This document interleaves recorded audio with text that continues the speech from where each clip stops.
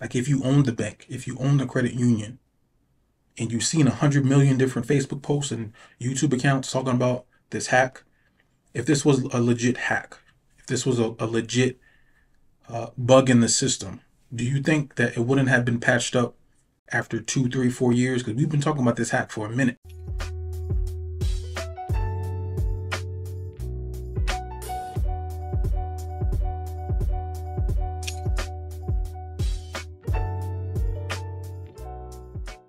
I want to do a commentary on this video that somebody sent me. I guess this brother is doing a, what they call it, a duet. Is that what they call it? A duet based off of somebody else's video where she's kind of doing a rant on Navy Federal and the late night hack, right? So I'm gonna go ahead and just play it, and then I'll give you my 2 cents on whether or not I agree or if this is consistent with what we're teaching here.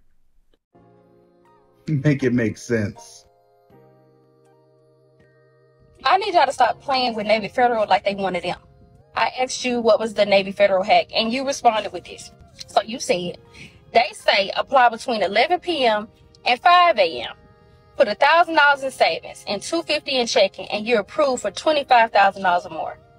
So apparently, Navy Federal has secret hours that they just approving anybody for $25,000 if you follow these steps. I wish y'all would get off the internet telling people stupid stuff like this. One more time for the people in the back. I wish y'all would get off the internet telling people stupid stuff like this.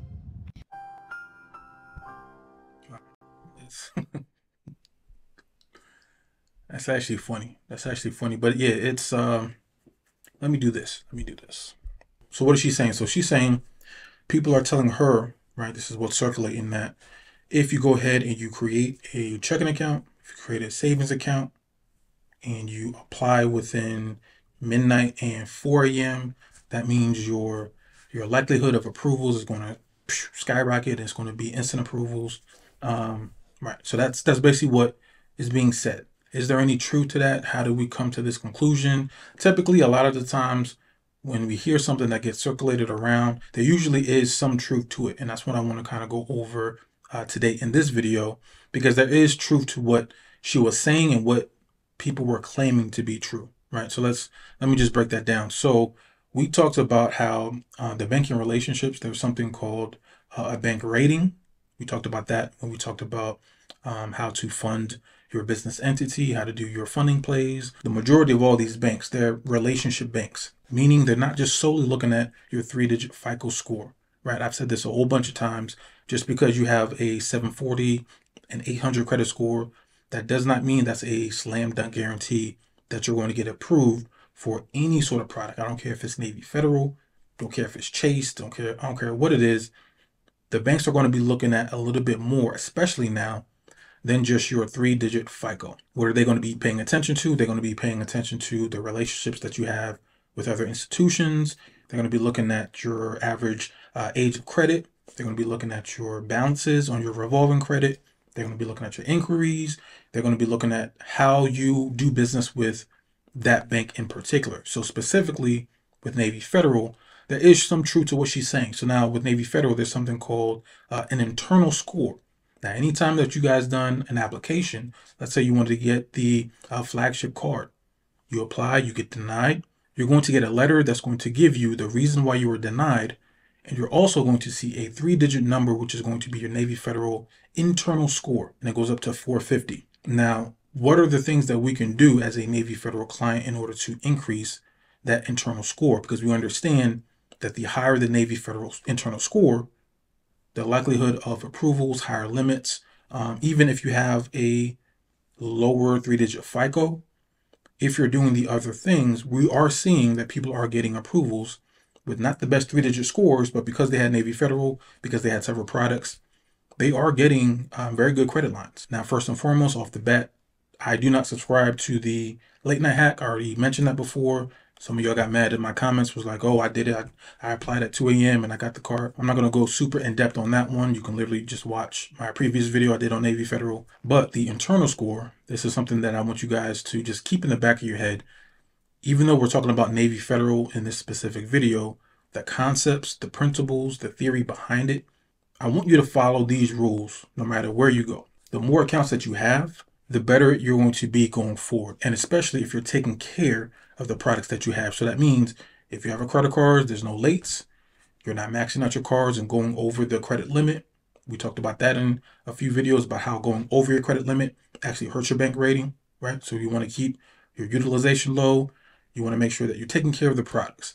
You do want to go ahead and sign up for the checking and savings account. Now, there are some people that's like, okay, well, don't get the free accounts. Go and get the flagship checking, which I think you have to pay, because some people believe that's going to improve your internal score with Navy Federal. I can't really say definitively whether there is truth to that. I am not a employee of Navy Federal. Again, I just see different credit profiles come in. I see what they get approved for. And a lot of people are still getting good accounts with just your basic checking account. But you do want to open up that checking account. You do want to open up that savings account, right? You don't want to just put in $1,000, wait 48 hours and be like, all right, that's enough time, and then withdraw your money out, right? There's something called seasoning, and any bank that you want to build a really strong relationship with, go ahead and put a couple thousand in the account, let it sit, and then go get another account, go get another product. All right, guys, so you have your checking, you have your savings account. Another thing that I want you guys to do, and you've probably seen this everywhere, is I want you to get the pledge loan. So how does the Navy pledge loan work? I have tons of videos that I talk about that in depth, where I actually do a screen recording of me signing up. I think I show you guys how it reports to the credit bureaus. It's going to improve your personal credit profile. It's going to give you the credit mix. It's going to give you additional positive monthly payments. If you're somebody that has missed payments in the past and you're wanting to offset that and balance that with new positive payment history, the pledge loan it's a no-brainer. If you're in Navy Federal and you're not using the pledge loan, you are missing out, because it's benefiting not only your personal credit profile, but it's helping your relationship with Navy Federal at the same time. So you got your checking account, your savings account, you got your pledge loan. You can do more than one pledge loan at a time, by the way, right? So if you want to double up, go ahead and double up. You can do that. You want to try to go ahead and add direct deposit over to one of your accounts. Again, this is something that some people may feel like it's an inconvenience. It may be, but this is why I tell you guys, I want you to think long term. Don't just scroll on Instagram, see US Bank or see Chase and be like, oh, I want this card, and then just apply immediately. Go in the Notes app and just put down a list of all the accounts that you think that you want. Even the banks that aren't as sensitive, you still want to just nurture, build a relationship. So checking, savings, pledge loan, multiple pledge loans, direct deposit. If you can't get approved with some of their unsecured accounts, the revolving cards, start off with the End Rewards card. I believe you can sign up with just $200. After about 6 to 8 months, it's going to graduate. So now at this point, you have like 6 different accounts with Navy Federal. They're all on time. They're all being taken care of. The bank accounts have funds in it coming in and out. You have direct deposit. You have a pledge loan. This is the way that you're nurturing. So if you're doing all of that, and you're doing all of that for like at least a couple of months, even if your 3-digit FICO score isn't the sexiest, if you're doing all of that for a couple of months and then you apply for their loans and then you apply for the unsecured cards, the likelihood of your credit limit being higher is going to go up. That is true, right? It's not necessarily that what got you high was that you applied at 2 a.m. as opposed to 10 p.m.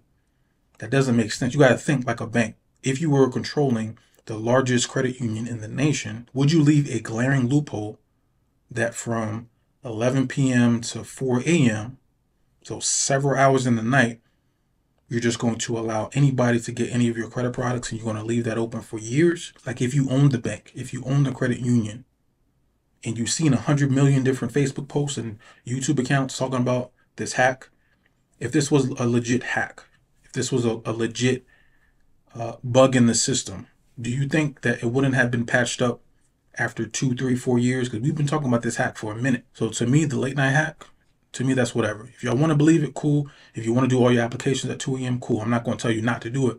But the breakdown, the science behind improving the bank rating, improving the relationship with the bank, seasoning bank accounts, opening up revolving credit lines, having installment loans, adding credit mix, doing all those things in the appropriate way, in the appropriate sequence prior to doing an application, that will definitely improve the likelihood that you're going to get better credit limits and better approvals, right? That is it, guys. That is the end of this video. Hopefully you enjoyed it. Like, subscribe, go down in the comments. Guys, do me another favor. If you're seeing videos on social media, Facebook, Instagram, wherever, find a way to send that to me. You can go down in the comments and post them. Some of y'all are emailing me. Some of y'all have my phone number or texting me. Show me more of what's actually being circulated in the social media space. And then let's bring it to YouTube and let's do a deep dive and let's see if it's actually legit or not. All right. Hopefully you guys enjoyed this. I will check you out in the next video. Peace.